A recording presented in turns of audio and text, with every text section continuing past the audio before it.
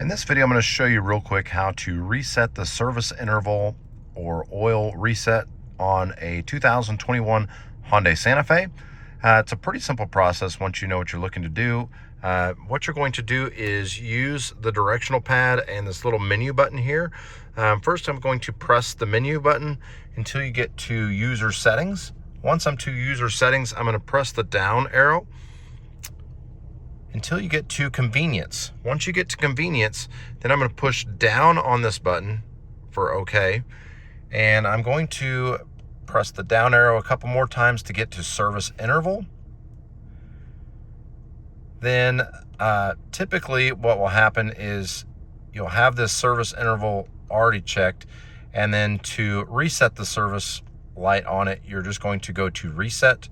It's going to ask you if you would like to reset the time and distance. Yes, and that's all there's to it. Pretty simple process once you know what you're looking for.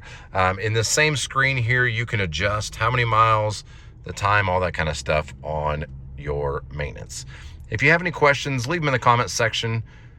If you thought this video was helpful, please give it a like and subscribe to help us make more videos just like this. Thanks for watching.